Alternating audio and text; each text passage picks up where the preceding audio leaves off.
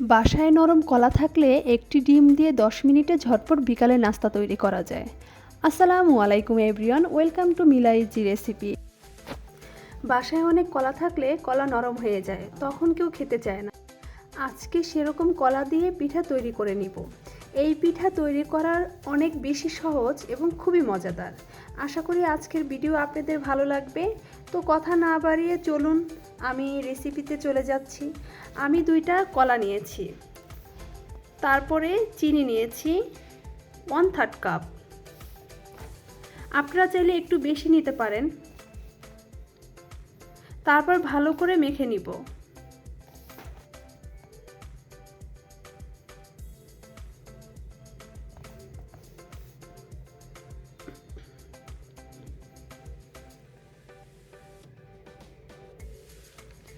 ভালো করে মাখা হয়ে গেলে একটি ডিম দিয়ে দিব।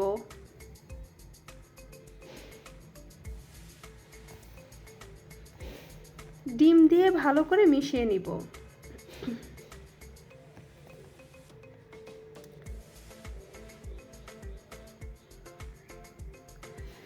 আপনারা 1/2 চামচ দিবেন কালো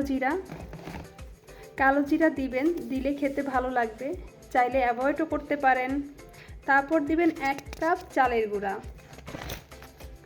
চালের গুঁড়া না থাকলে আপনারা সুজিটাও ব্যবহার করতে পারেন। 1/2 কাপ দেব ময়দা, 2 টেবিল চামচ গুঁড়া দুধ, 2 টেবিল চামচ নারকেল কোরানো। এরপর দিয়ে দেব সামান্য পরিমাণে লবণ, দিয়ে ভালোভাবে সব মিশিয়ে নিব।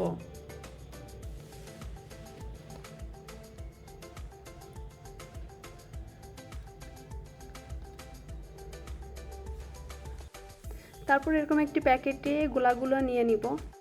আপনারা চাইলে হাত দিয়েও দিতে পারবেন।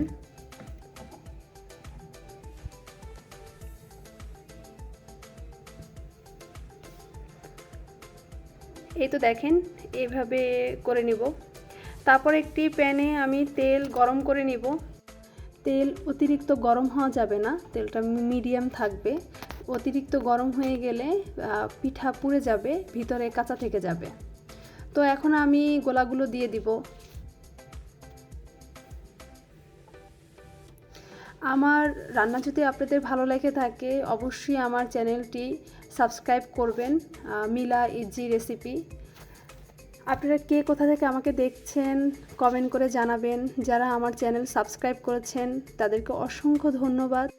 আর যারা এখনও করেননি প্লিজ আমার চ্যানেলটি আপনারা সাবস্ক্রাইব করে দিবেন, লাইক কমেন্ট শেয়ার করে দিবেন।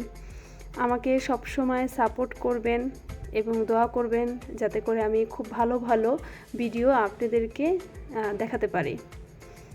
তো এই তো আমার ভাজা হয়ে গেছে, দেখতেই পাচ্ছেন কত সুন্দর হয়েছে। খেতে এটি খুবই মজাদার, আপনারা বাসায় অবশ্যই ট্রাই করবেন।